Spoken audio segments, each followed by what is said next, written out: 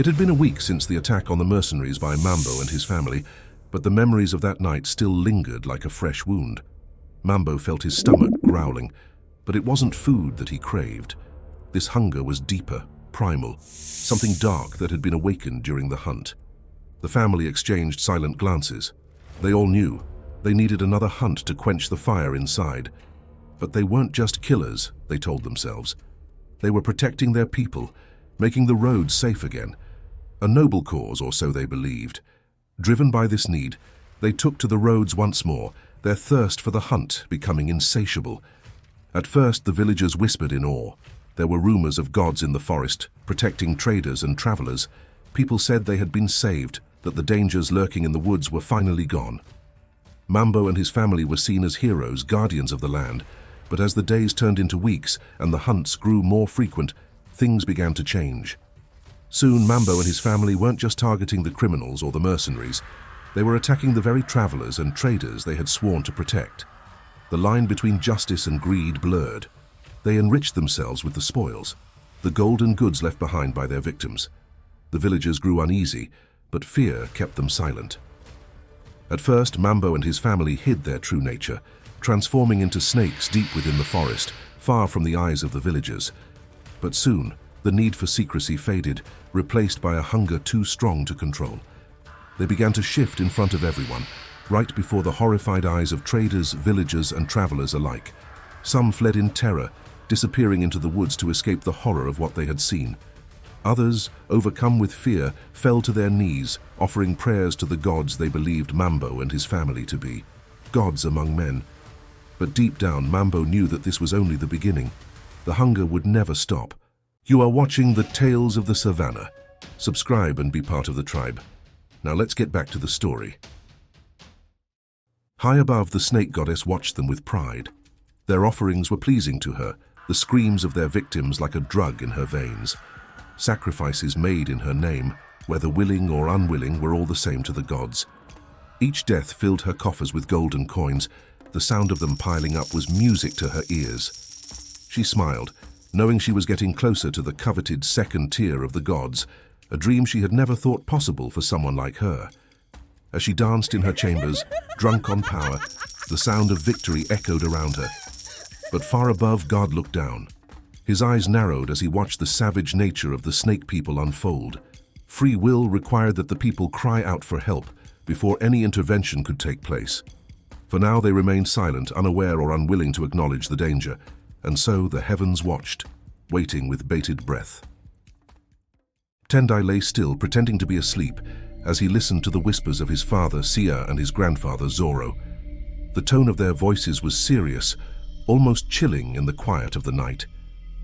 "It's the only way," Zoro whispered. There was a pause before Sia replied. "But father, we swore an oath to protect the humans. If we do this, we'll be breaking that oath." Sia's words were true, but losing Tendai was not an option either of them wanted to face. There were only 4 days left before the 7-day deadline to Cabo. Time was slipping away. They whispered back and forth, their words becoming more hushed, but Tendai could still sense the tension between them. Finally, both men stood, their decision made. Tendai's heart pounded as he watched them leave the room, slipping into the shadows. He quietly followed, keeping his distance, his body tense with fear and curiosity. The moonlight barely illuminated the path as they walked toward a distant homestead. There, a boy of about 15 lay sleeping in one of the huts. Zoro and Saya had chosen him. They believed he would be a strong vessel, able to carry the curse that threatened Tendai's life. Moving like shadows, the two men circled the homestead, pinpointing the hut where the boy slept. Not a sound disturbed the night. No dogs barked, no leaves rustled. Tendai watched in horror as they silently entered the hut and carried the boy out. The boy didn't struggle, as though in a trance, his body limp and compliant. Tendai's heart raced. He wanted to stop them, to scream, but he couldn't move.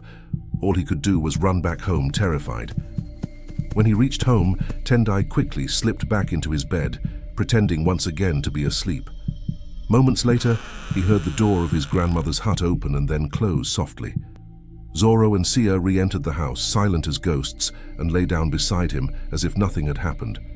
They had done the unthinkable, but the gods demanded a life for a life, and they would make sure that life was not 10 days. Amina awoke to the sensation of swift movement. Her body was tied securely to the back of one of the snake people, their long, scaled bodies gliding effortlessly through the dense forest.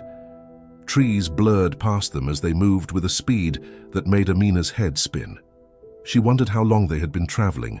Time had become a blur as she drifted in and out of consciousness. A tear slipped down her face as thoughts of Asa filled her mind. She could feel it, the loss. Asa's energy was gone, snuffed out, like a light that had once warmed her soul. She wasn't here anymore.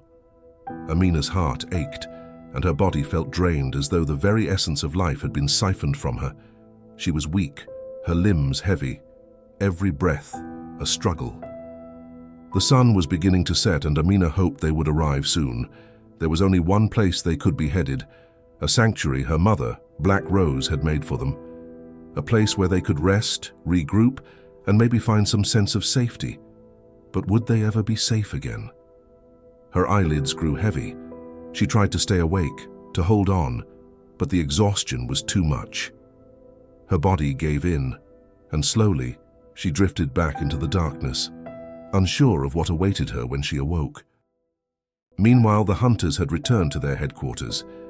A deep sense of mourning hung in the air, thick as fog, as their fallen comrades were carried one by one to the healers. Among them was Cabo.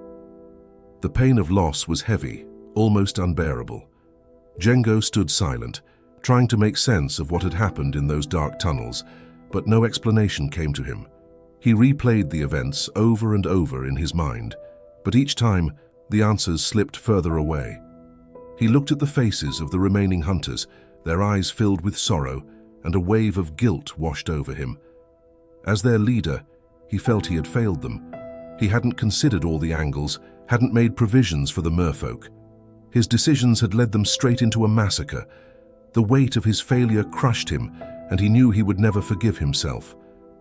"Father, Father," a voice broke through Jeno's thoughts. It was Nala, her voice trembling with anger and grief. "I just spoke to the healers. They said Kwame was not among the dead." "What happened to Kwame? Why did you want him to go with you? Answer me," she shouted, her eyes burning with pain and anger. Jeno turned to her, the sorrow in his face shifting to cold resolve. "Nala," he said firmly, "I am not only your father, but your commander. You will not question my authority or my actions. Do you understand me?" Taken aback, Nala whispered, "Yes," her voice small, as if the fire in her had been extinguished. Jeno clenched his fists. That Kwame was a bad omen. He had let a snake into his house, and because of it, his people had been slaughtered. But there was no time for regret or mourning. The goddess had spared him for a reason, and he intended to fulfill his destiny. "Call the council elders," Jeno ordered Samuel, his voice steady and commanding. "We are hunters, and we must continue to hunt." Far above, the hunter goddess smiled. The price had been high, but she knew she had made the right choice. And that, my dear tribe members, brings us to the end of another episode in our Snake People series. If you have any questions about this episode, feel free to ask. Your burning questions help me provide better answers. By the way, it was my birthday a few days ago, so happy birthday to me. Any fellow Virgos in the house? If so, happy birthday to you too. And as always, thank you for watching our story, and we hope you enjoyed it. What lessons did you draw from this story? Share your thoughts with us in the comments below. Don't forget to subscribe and be part of the tribe. Thank you for watching The Tales of the Savannah. We will see you next time in the Savannah.